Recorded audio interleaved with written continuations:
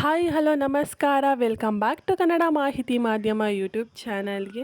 ಈಗ ಹೊಸದಾಗಿ ಬಂದಿರುವಂತಹ ಯೋಜನೆಯೊಂದು ರೈತ ಸಿರಿ ಯೋಜನೆ. ಈ ಒಂದು ಯೋಜನೆಯ ಬಗ್ಗೆ ತಿಳಿಸ್ಕೊಡ್ಬೇಕು ಅಂತ ಈ ವಿಡಿಯೋನ ಮಾಡ್ತಾ ಇದ್ದೀನಿ. ಈ ಒಂದು ಯೋಜನೆಯ ಮೂಲ ಉದ್ದೇಶ ಬಂದು ಕರ್ನಾಟಕ ಸರ್ಕಾರ ಸಿರಿಧಾನ್ಯ ಬೆಳೆಗಾರರಿಗೆ 10,000 ರೂಪಾಯಿಯನ್ನು ಪ್ರೋತ್ಸಾಹಧನವಾಗಿ ನೀಡ್ತಾ ಇದೆ. ಈ ಒಂದು ಸಿರಿಧಾನ್ಯದ ಬಗ್ಗೆ ಬೇಡಿಕೆ ಇರೋದ್ರಿಂದ ಹಾಗೆ ರೇಟ್ ಇರೋದ್ರಿಂದ ಇದು ಬಂದು ಸಣ್ಣ ನೀರಾವರಿ ಯೋಜನೆಯಲ್ಲೇ ನೀವು ಸಣ್ಣ ಒಂದು ನೀರಾವರಿ ಆಧಾರಿತ ಬೆಳೆಯಾಗಿ ಬೆಳಿಬೋದು. ಅದರಿಂದನ ಇದರಲ್ಲಿ ಯಾವುದೇ ರೀತಿಯಾದಂತಹ ನಷ್ಟ ಆಗೋದಿಲ್ಲ. ಅದರಿಂದ ಈ ಒಂದು ಬೆಳೆಗಳನ್ನು ಬೆಳೆಯೋದ್ರಿಂದ ರೈತರಿಗೆ ತುಂಬ ಲಾಭ ಆಗುತ್ತೆ. ಅದೇ ರೀತಿಯಾಗಿ ಅವರಿಗೂ ಸಹ ಆರ್ಥಿಕವಾಗಿ ಪ್ರಬಲರಾಗ್ತಾರೆ.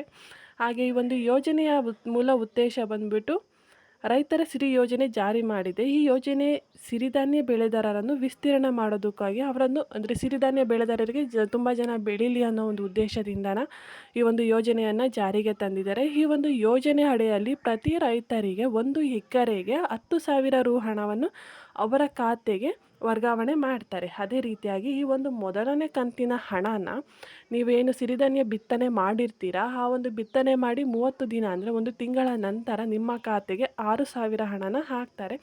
ತದನಂತರ 2ನೇ ಕಂತಿನ ಹಣವಾಗಿ 4,000 ಹಣನ ನಿಮ್ಮ ಒಂದು ಖಾತೆಗೆ ಜಮಾ ಮಾಡ್ತಾರೆ. ಈ ಒಂದು ಯೋಜನೆಗೆ ಅರ್ಜಿ ಹಾಕಬೇಕಾದ್ರೆ ಈ ಒಂದು ವೆಬ್ಸೈಟ್ ಲಿಂಕಿಗೆ ಹೋಗಿ ನೀವು raitamitra.karnataka.gov.in ಈ ಒಂದು ವೆಬ್ಸೈಟ್ ಲಿಂಕಲ್ಲಿ ನೀವು ಅರ್ಜಿಯನ್ನು ಹಾಕ್ಬೋದು. ಅದೇ ರೀತಿಯಾಗಿ ಅಥವಾ ನಿಮ್ಮ ಒಂದು ಗ್ರಾಮ ಪಂಚಾಯಿತಿಯಲ್ಲಿ ಅಥವಾ ಕೃಷಿ ಇಲಾಖೆಯಲ್ಲಿ ಹೋಗಿ ನೀವು ಭೇಟಿ ನೀಡಿ ಈ ಒಂದು ಯೋಜನೆಯ ಬಗ್ಗೆ ತಿಳ್ಕೊಂಡು ನೀವು ಅಲ್ಲಿ ಕೂಡ ಮ್ಯಾನ್ಯುಯಲ್ ಆಗಿ ಅರ್ಜಿಯನ್ನು ಹಾಕ್ಬೋದು.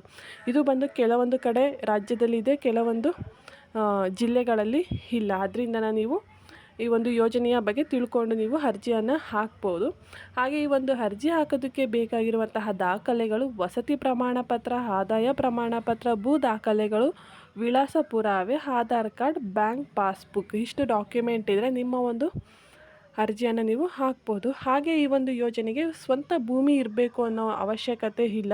ನೀವೇನಾದರೂ ಬೇರೆ ಜಮೀನಲ್ಲಿ ನೀವು ಬೆಳೀತಾ ಇದ್ದು ಆ ಒಂದು ಯೋಜನೆ ಆ ಒಂದು ಭೂಮಿಗೆ ನೀವು ಇಷ್ಟು ದಿನ ಕಾಂಟ್ರಾಕ್ಟ್ ಮಾಡ್ಕೊಂಡಿದ್ದೀವಿ ಅಥವಾ ಅವರ ಒಪ್ಪಿಗೆ ಪತ್ರವನ್ನು ತಗೊಂಡು ನೀವು ಅರ್ಜಿಯನ್ನು ಹಾಕ್ಬೋದು.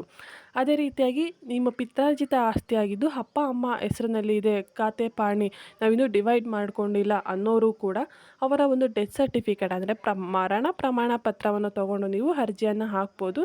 ಮತ್ತು ಏನಾದರೂ ಜಂಟಿಯಲ್ಲಿ ಇತ್ತು ಅಂತ ಹೇಳಿದರೆ ಆ ಜಂಟಿ ಖಾತೆಗಳ ಮುಖಾಂತರ ನೀವು ಅರ್ಜಿಯನ್ನು ಹಾಕ್ಬೋದು. ನಿಮ್ಮ ಒಂದು ಏನಿದೆ ಇದಕ್ಕೆ ಅರ್ಜಿಯನ್ನು ಹಾಕ್ಬೋದು. ಈ ರೀತಿಯಾಗಿ ಈ ಒಂದು ಪೌಷ್ಟಿಕ ಆಹಾರವನ್ನು ಹೆಚ್ಚಿಗೆ ಮಾಡೋದಕ್ಕಾಗಿ ಈ ಒಂದು ಸಿರಿಧಾನ್ಯ ಯೋಜನೆಯನ್ನು ಕರ್ನಾಟಕ ಸರ್ಕಾರ ಜಾರಿಗೆ ತಂದಿದೆ. ಹಾಗೆ ಇದನ್ನು ಹೆಚ್ಚು ಪ್ರೋತ್ಸಾಹ ಕೂಡ ಕೊಡ್ತಾ ಇದೆ. ಇದಕ್ಕೆ ಯಾರೆಲ್ಲ ಅರ್ಜಿ ಹಾಕಬೇಕು ಅಂತ ಇದ್ದೀರಾ ಅಂಥವ್ರು ಈ ಕೂಡಲೇ ಅರ್ಜಿ ಹಾಕಿ ಈ ಒಂದು ವೆಬ್ಸೈಟ್ನ ಮುಖಾಂತರ ಹೋಗಿ ಅರ್ಜಿಯನ್ನು ಹಾಕ್ಬೋದು. ಅಥವಾ ನಿಮ್ಮ ಒಂದು ಗ್ರಾಮ ಪಂಚಾಯಿತಿ ಅಥವಾ ಕೃಷಿ ಇಲಾಖೆಗೆ ಹೋಗಿ ನೀವು ಅರ್ಜಿಯನ್ನು ಹಾಕ್ಬೋದು. ಈ ಒಂದು ಇನ್ಫಾರ್ಮೇಷನ್ ನಿಮಗೆ ಇಷ್ಟ ಆಯಿತು ಅಂತ ಅಂದ್ಕೊತೀನಿ. ಈ ವಿಡಿಯೋ ನಿಮಗೆ ಇಷ್ಟ ಆದರೆ ಈ ವಿಡಿಯೋ ಲೈಕ್ ಮಾಡಿ, ಶೇರ್ ಮಾಡಿ, ಕಮೆಂಟ್ ಮಾಡಿ. ಹಾಗೆ ನನ್ನ ಯೂಟ್ಯೂಬ್ ಚಾನಲ್ ಸಬ್ಸ್ಕ್ರೈಬ್ ಮಾಡಿ. Thank you for watching my YouTube channel.